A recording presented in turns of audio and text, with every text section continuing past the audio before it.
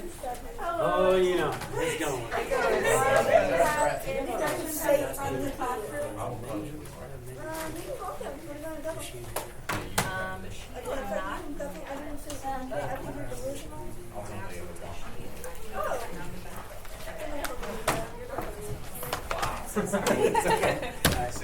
Rude.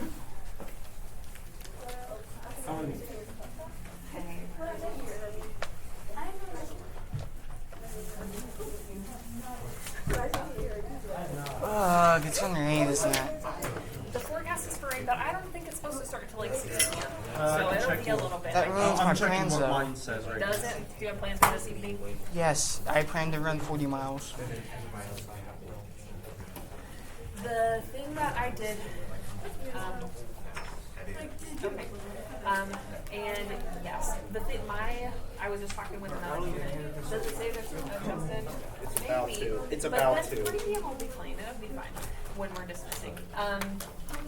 With the adjustment to our seating chart, my plan was for everybody to sit at a table where they were like within turning distance of somebody that they knew from their last table, but at a table with completely new people and in a new added table from where they were at. Okay, so within distance, I was like, I tried to make sure you were close to. You were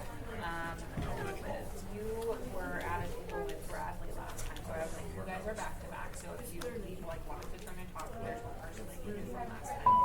So when I have my seating chart, like that's what I'm trying to consider. But you can see it's pretty full, like all of the seats other than just the front tables, unless you would like to sit at one of the. Yeah. It is, and that's something I didn't realize because they were not at the same table last time. So with new people next to new people, it's always an adjustment period to kind of figure out who knows who and in what way. With both of them, I knew both of them tended to like get their work done and not talk to people around them. So it is a different change that I didn't expect either. But they get their work done. So is there a place? I know that it's better for you to be out of rooms and travel, which is part of the reason that I moved you over here because I know this table was a little bit distracting, being like where everybody's walking past. No, it's not that. Okay. I can't stand it. What are we doing today? We are going to be taking a look at another essay from Ralph Waldo Emerson. But first thing, if you want to look at our instructions on the screen, you can grab a paper or get onto Canvas. I'd rather do the paper. On Canvas? Yeah. Okay, perfect. Let's see. So, for my front table, I think this table, this is right by the door. So, Rose here is kind of fast in getting the door open. Okay. So, right next to over at the very front table by the doors. So we have instructions up front, which hopefully you've already read. So we have your copy of Self-Reliance, which are available at the side table. And we should have at least looked at a quick break. All right. Need voices down and attention up here. Good afternoon, Emerson High School. This is your senior external vice president, Julianne. Just a reminder that the swim season has started for boys and girls. Boys have started conditioning, and girls have started practice. If you are interested, please come down to the pool and speak with Ms. Richardson. That is all the announcements I have for you guys, and always remember, forever proud, forever strong, forever. All right. So like I said, we should each have a copy of Self-Reliance. And for the quick write, you can complete this either on paper or digitally. If you want to do it on paper, we have loose leaf over there. If you want to do it digitally, it's on Canvas under the Self-Reliance module. So there's a copy of the text and of where you submit. Let's read through the quick write together once. You had a little bit of a preview for it on Monday, so hopefully you've already been thinking about it a bit.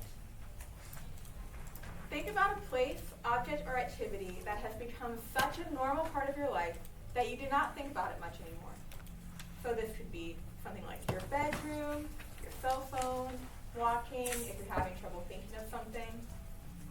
You need to describe it and what it means to you personally. And be detailed about this. What do you see when you see this thing? How does it affect you? What emotions does it cause? And then think about would other people think of it in the same way? So this should altogether be 3 to 6 complete sentences. So you're describing a normal part of your life, what it means to you, and whether other people would think about it in the same way. We're going to take 5 minutes to work on that quick write.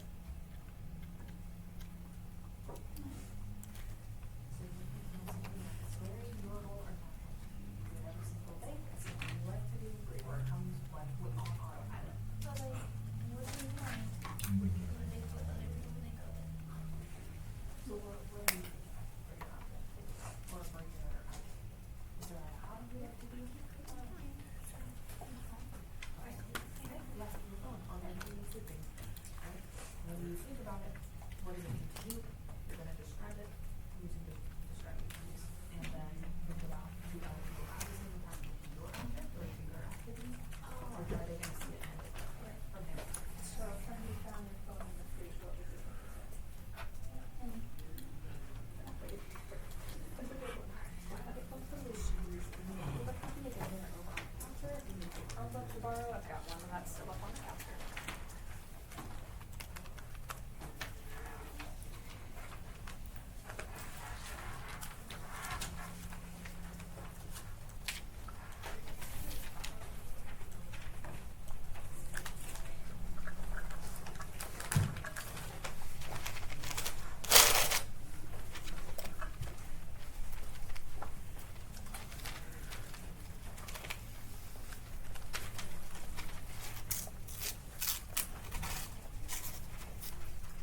We forgot to make a big announcement before class got started. The phone should be put away. I'm seeing quite a few of them out at the moment. You should be working on your quick write, whether that is on Canvas or on paper. Again, there's a text box option, or you can do it on paper.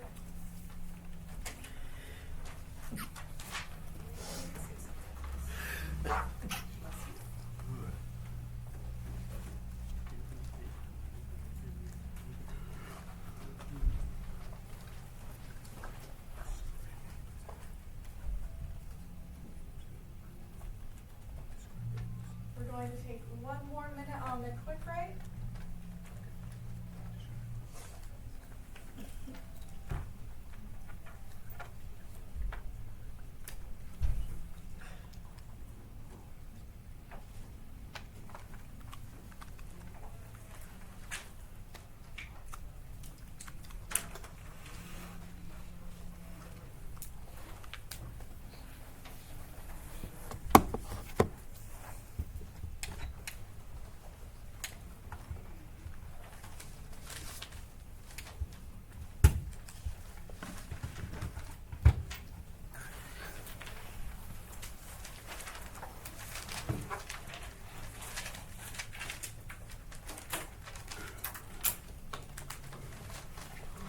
Alright, we're going to start wrapping up our ideas on the quick write and turning them into the 7th period tray.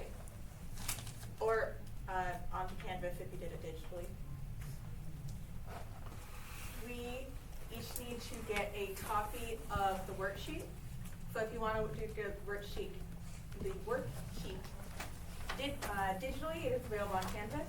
If you want to do it physically, there are paper copies up by the turn-in tray. So we are wrapping up our quick writes, we are turning in our quick writes, and we are getting a copy of the worksheet. Make sure your name is on your quick write as well. I know it's not like a name tag yet for it.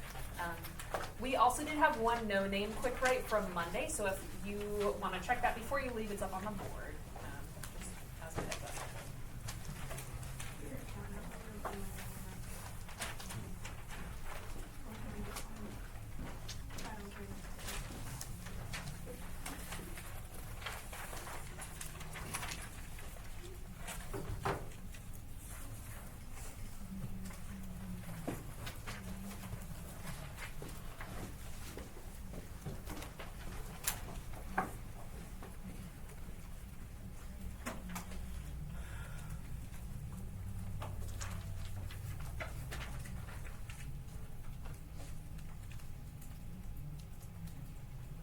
Is everybody ready? Okay. So, on Thursday and a bit on Wednesday, or Friday, you read through a biography of Emerson to get you acquainted with who he was. He was an important lecturer, poet, and essayist of the Transcendental movement. And then on Monday, we went through one of his many essays together, Nature. Does anybody remember anything about that essay?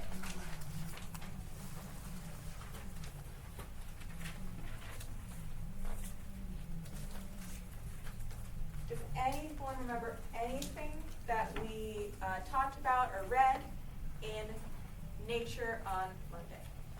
You were talking about how nature connects for him and how it changed or somehow got into his life. Right. He was talking about what nature meant to him and how it was a part of his life. That's a good description. That essay was a prime example of how Emerson connects to the transcendentalist belief of the importance and spirituality of nature. He talked about looking to solitude, and the way that you achieve that is by going into nature. Today we are going to be reading another one of his essays, Self-Reliance, which is an example of how he connects to the, who would guess, self-reliance belief of transcendentalism. When he talked about in the nature essay of looking for solitude, this is going to be why he believes solitude is so important. So, I'm going to be reading through the essay, pausing to discuss, talk through it, and point you towards the different questions. What I need you to do as I read is follow along on your own copies. All right, can we do that? Lovely. There is a time in every man's education when he arrives at the conviction that envy is ignorance, that imitation is suicide, that he must take himself for better, for worse, as his portion. That though the wide universe is full of good, no kernel of nourishing corn can come to him, but through his toil bestowed on that plot of ground which is given to him to till. The power which resides in him is new in nature, and none but he knows what that is which he can do, nor does he know until he has tried. Not for nothing, one face, one character, one fact makes much impression on him, and another none. This sculpture in the memory is not without pre-established harmony. The eye was placed where one ray should fall, that it might testify of that particular ray.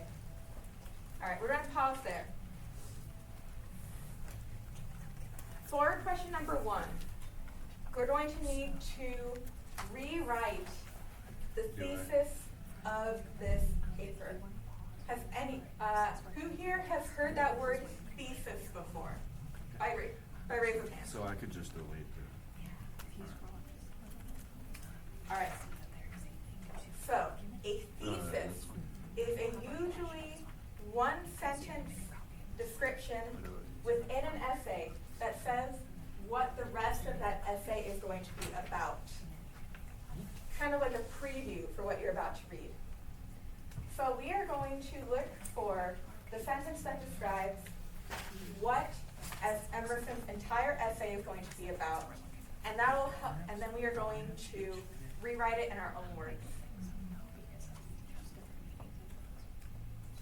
The thesis statement in this essay is this So right question 1 in there. So I could still just number and put the answers still. here. There we go. The power which resides in him is new in nature, and none but he knows what that is which he can do, nor does he know until he is tried. All right. That's worded in a bit of a confusing way. So we're going to look for some other clues within the paragraph about what he means by that and why.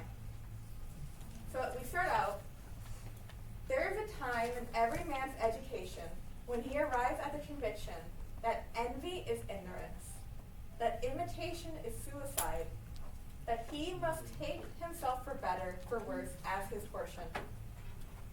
All right, so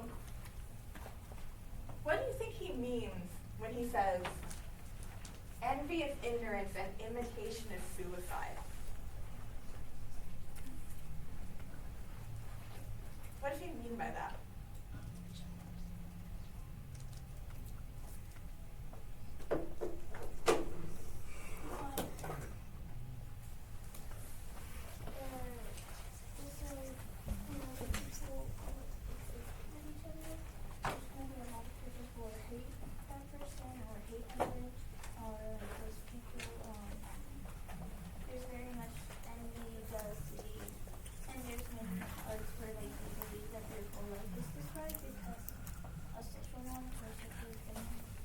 I like that a lot. So, when you live with other people, it's going to be natural to have these feelings of envy, to want to be like other people. There's this big social pressure. He's saying you need to push against that, because if you give in to envy, if you give in to imitating what others do, you're going to be losing something. And what is it you're going to be losing? That he must take himself for better, for worse, as his portion. So instead of wanting what others have or doing what others do, Emerson believes that you need to be an individual, that you need to look to yourself. All right, so that points to the first part of this thesis statement. The power which resides in him is new in nature. So, in this context, new can be considered another word for unique. The power which resides in him is unique in nature.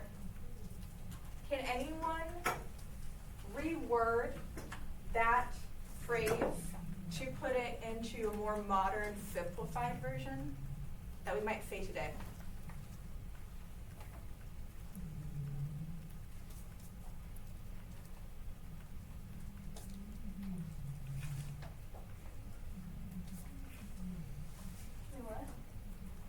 So we are trying to rephrase this this part of the thesis statement into a more modern, simplified version.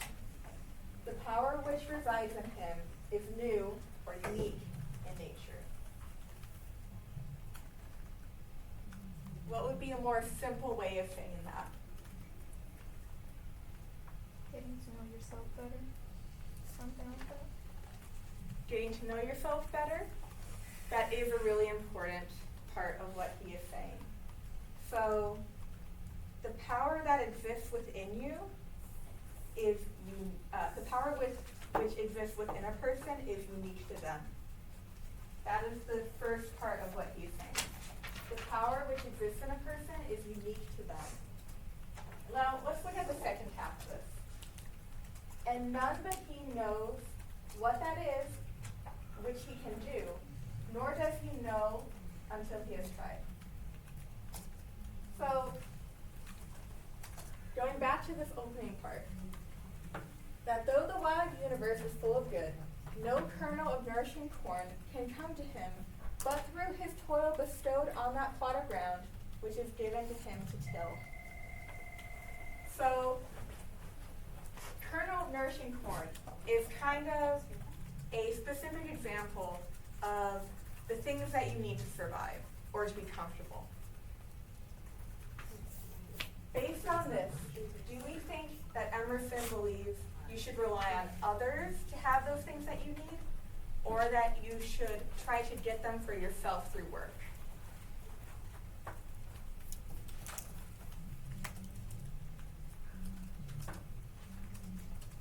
Should you rely on others to get what you need, or should you rely on your own work? I think you would use that doing things yourself, that you work hard, and it's like, and you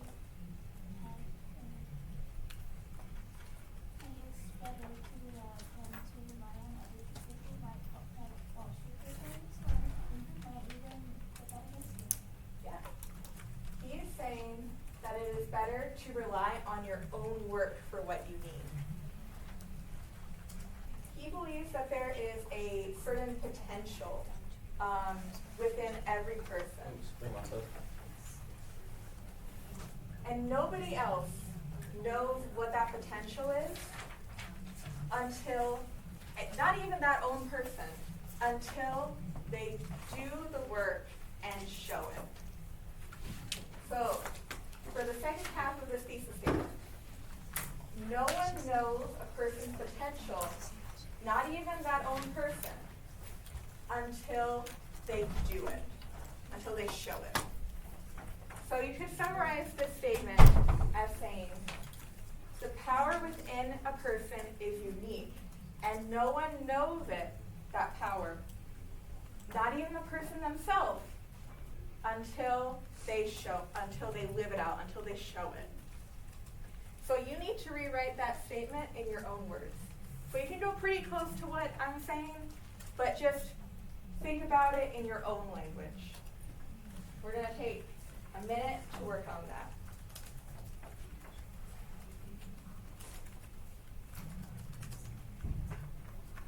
And this should be a complete sentence.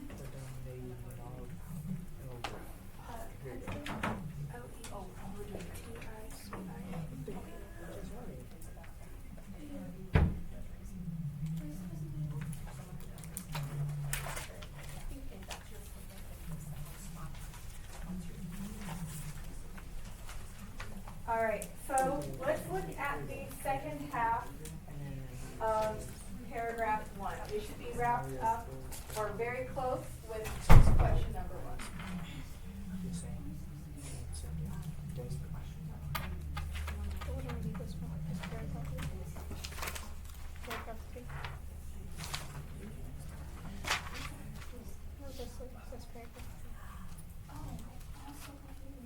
We but half express ourselves and are ashamed of that divine idea which each of us represents. It may be faithfully trusted as proportionate and of good issues, so it be faithfully imparted. But God will not have his work made manifest by cowards. A man is relieved and gay when he has put his heart into his work and done his best. But what he has said or done otherwise shall give him no peace. It is a deliverance which does not deliver. In the attempt, his genius deserts him. No muse befriends, no invention, no hope. All right. So Emerson uses this phrase here, divine idea. And he says that is within every person. When he says divine idea, he is saying that everyone has an inherent goodness within them, an inherent purpose. Not everyone believes that the nature of humanity is goodness. For example, if we think back to the Puritans, they believed something very different. In Young Goodman Brown by Nathaniel Hawthorne, what do you think Nathaniel Hawthorne would say is the core of a person. Not goodness, but exactly, sinfulness. The Puritans believed that at our core, we're sinful. Emerson believes that at our core, we're good. And that is a prime example of some of the idealism of the transcendentalists. That the world is good and should be made more good. Now, he's saying we each have that inherent goodness, that inherent purpose within us. But we don't always show it. We but half express ourselves and are ashamed. He's going to talk more about that in the next, a little bit later in the essay, why we don't lean into that purpose. But there's this phrase here: God will not have his work manifest by cowards. So God gave each person this divine idea, but he will not have it be made manifest by cowards. What do we think Emerson would define as a coward?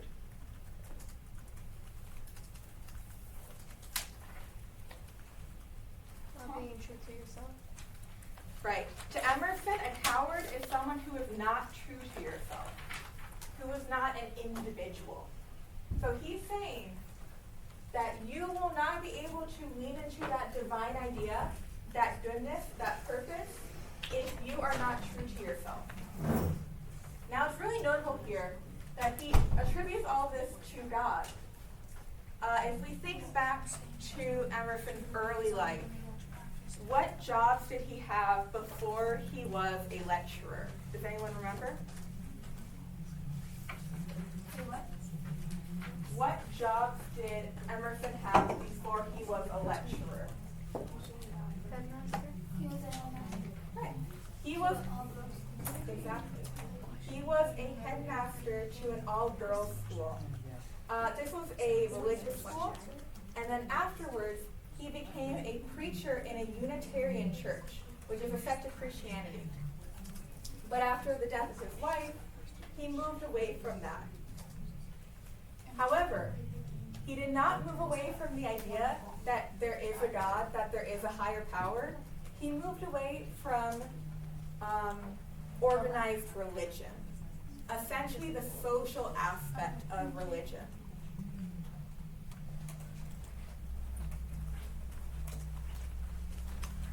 He believes that this divine idea, which we are given by God, is actually that's the next paragraph. All right. Let's go to paragraph number 2.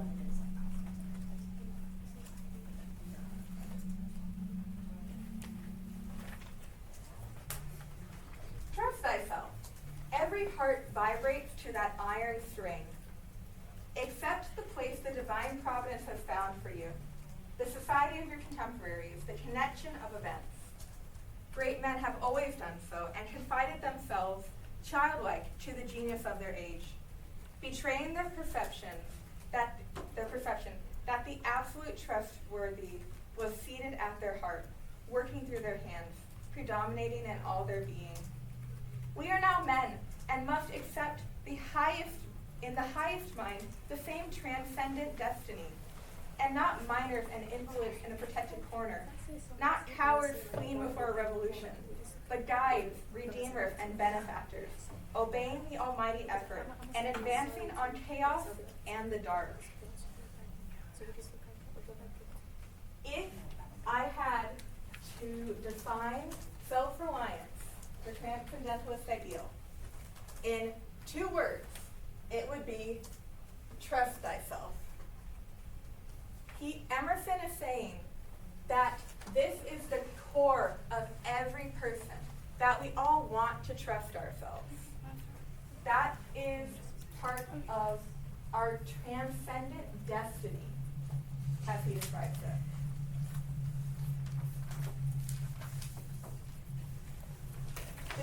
Who has heard that word destiny it before. Would anyone be willing to describe what a destiny is?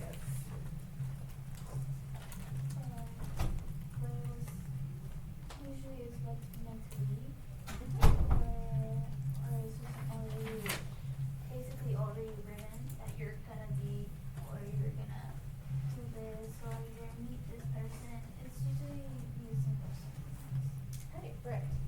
So if you believe you have a destiny, it's you believe that your life path is already predetermined, that you have a certain fate.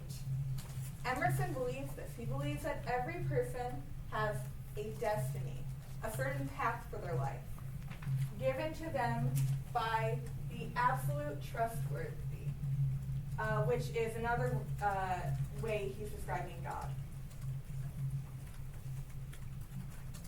According to him, we need to accept this destiny, and we do that by trusting ourselves. However, as we're going to see in the next paragraph, not all of us do, and Emerson is going to describe why he believes that is. Why we do not all just trust ourselves for everything and lean into our destiny.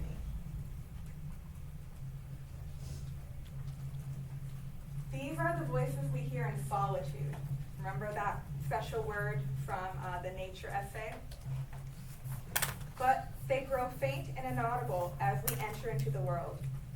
Society everywhere is in conspiracy against the manhood of every one of its members. Society is a joint stock company in which the members agree for the better securing of his bread to each shareholder, to surrender the liberty and culture of the eater. The virtue in most requests is conformity. Self-reliance is its aversion. It loves not realities and creators, but names and customs. So, up until now, Emerson has talked a lot about self-reliance. In this paragraph, he talks about its opposite. What is the opposite of self-reliance?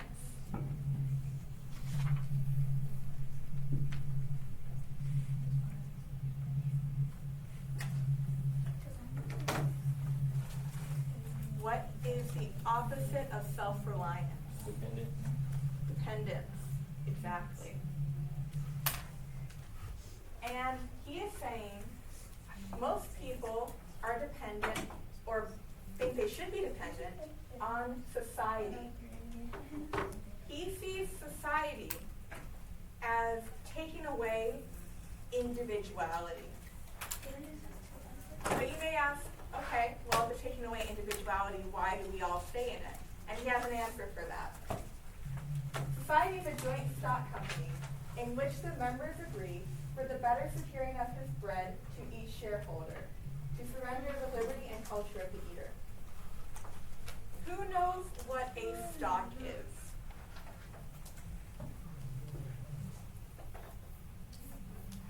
What kind? As in business. Obviously, the amount of money, or like the amount of. It does have to do with money. A stock is a partial ownership of a company. So you'll have hundreds, maybe thousands of people who own a small percentage of a company and share in its profits. And they do that to minimize the risk. So you have lower risk, but you also have lower reward. So Emerson is saying society is a joint stock company. The reward you get is better securing of bread. In other words, you're going to be more comfortable getting what you need to survive and feel comfortable, right? It's going to be easier for you. However, it comes at a cost.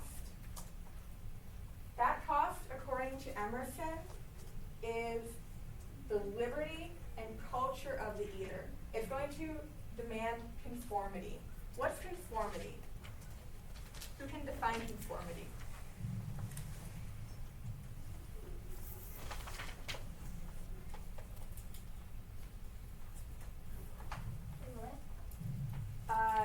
Who can define what conformity is? It's like staying in line, being the same, what is the norm? It's Everyone- usually what everybody does, it's the standard. Yes. And It's the standard, it's what everyone does. It's following along. So if, Emerson is saying, if you live in a society, you're going to have to conform. So if we look at question number 2, what is one benefit and one drawback of living in a large society that Emerson describes? In your opinion, what is one other benefit and one other drawback? Be specific. So you need to identify a benefit and drawback of society that Emerson describes in the essay, and then come up with one of each on your own.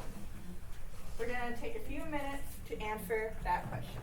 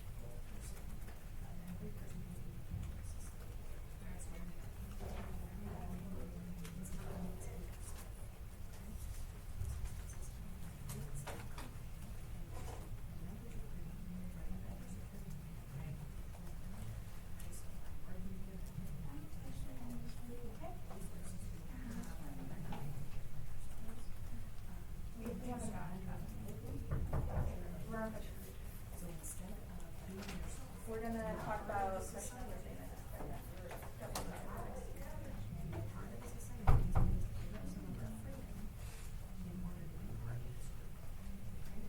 All right. So let's look at paragraph number 4. Whoso would be a man must be a nonconformist. He who would gather immortal palms must not be hindered by the name of goodness, but must explore it.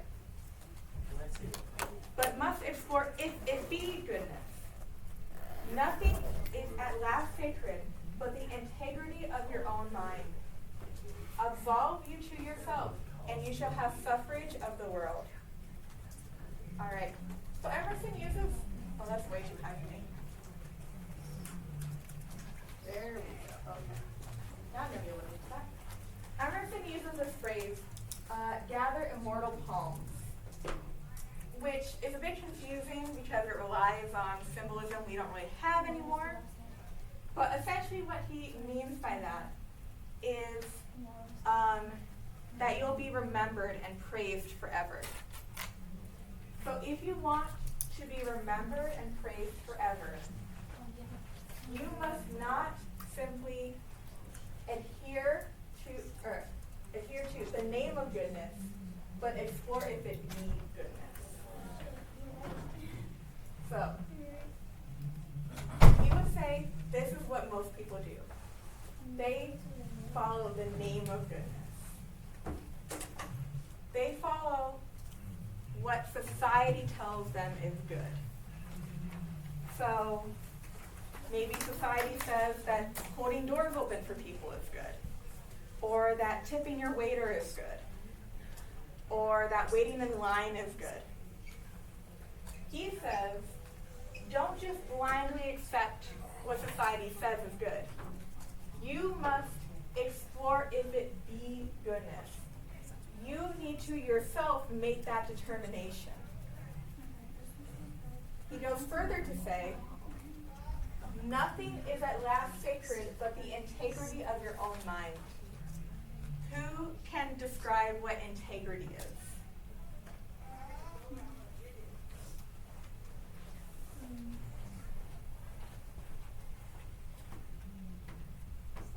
It's kind of like confidence, but it's the ability to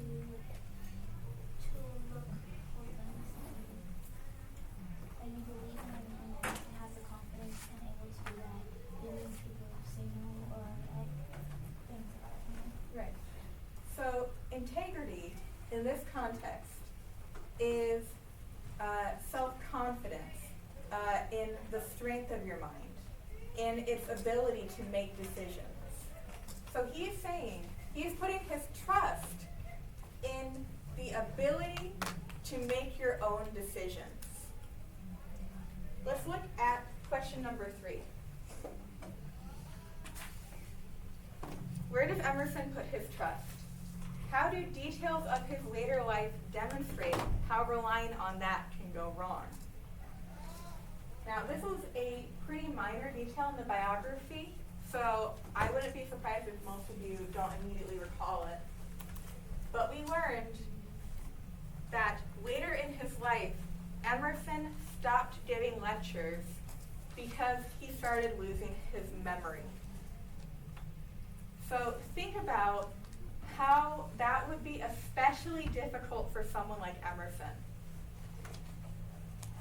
So for question number 3, where does Emerson put his trust? And given the fact we know he lost his memory later in life, how does that demonstrate how putting your trust in that thing could potentially go wrong? And this should be at least 2 complete sentences.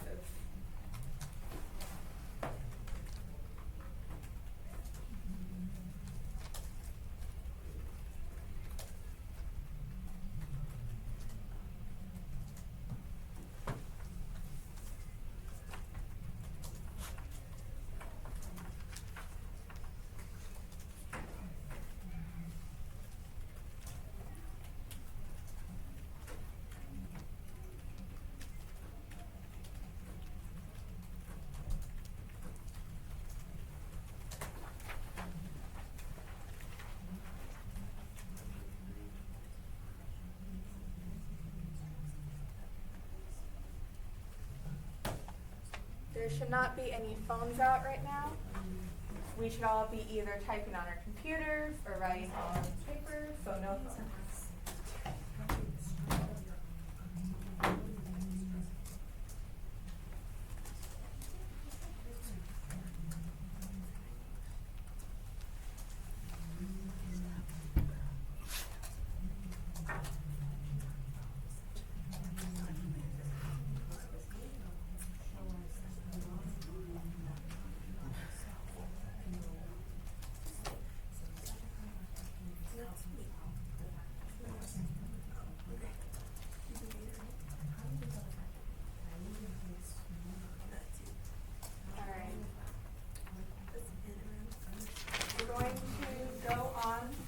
Last paragraph of the essay.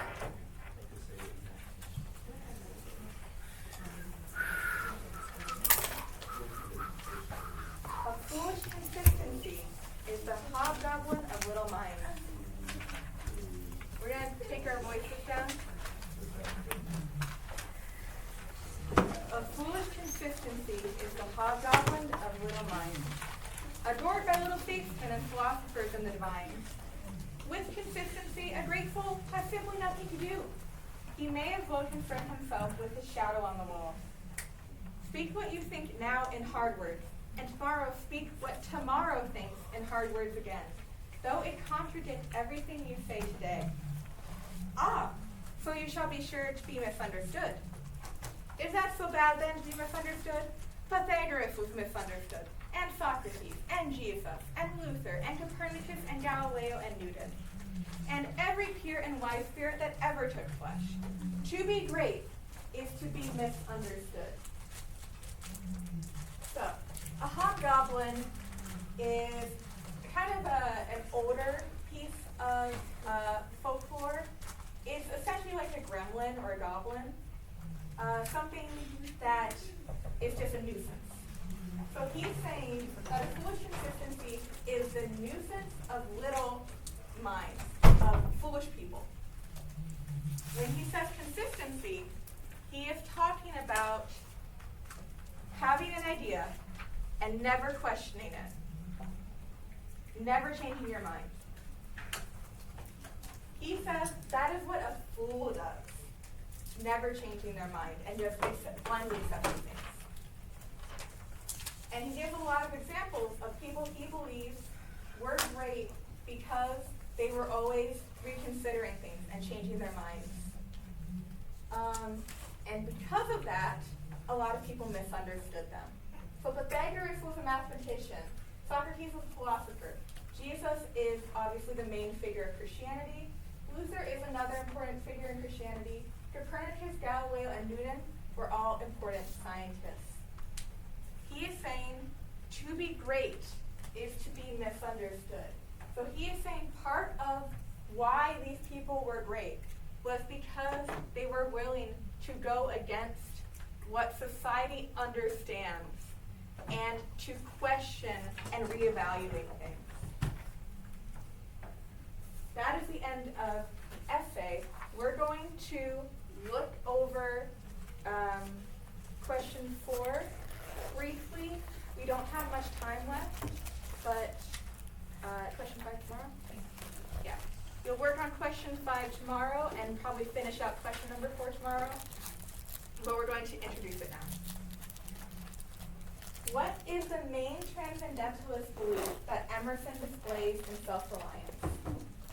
Use text evidence to support your reasoning, then compare the worldview to the Puritans. So these are our 5 core beliefs of the Transcendentalists. Nonconformity, self-reliance, free thought, idealism, and the importance and spirituality of nature. You need to decide which of these 5 you believe most comes across in the essay.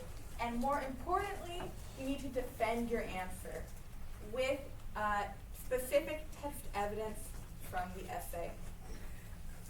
On last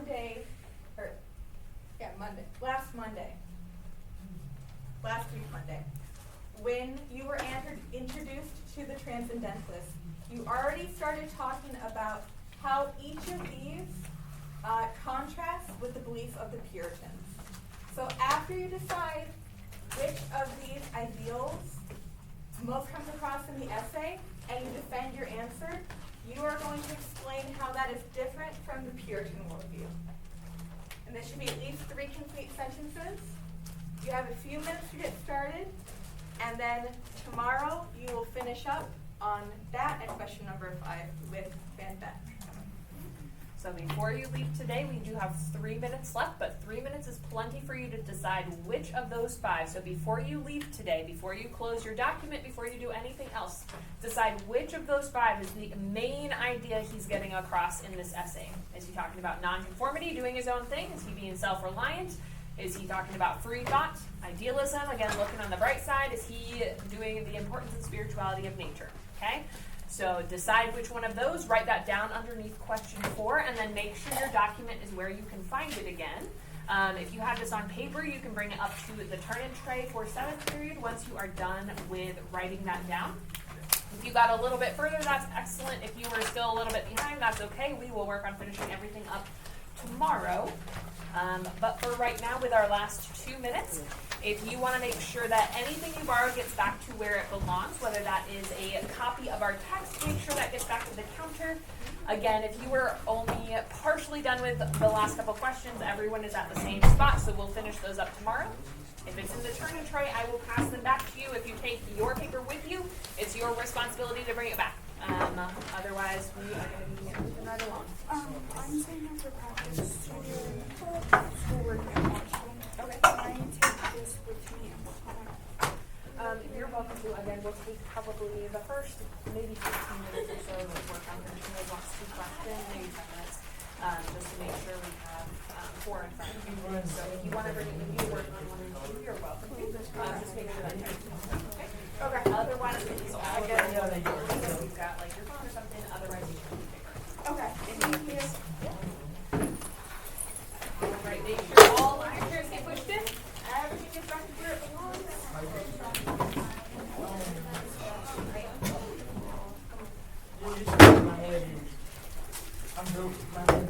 I'm ready to go. I'm already tired.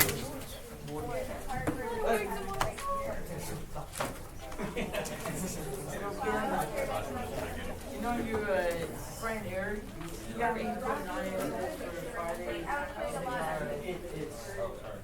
It's That will be helpful. For what? It's charging. He's gonna. Okay, Some. for right now, some stuff Yeah, I is did. I want to bring it back. I don't do this every I day. appreciate it. Thank you so much. Yeah, that's good to be considerate of who's gonna use it next. It's all good.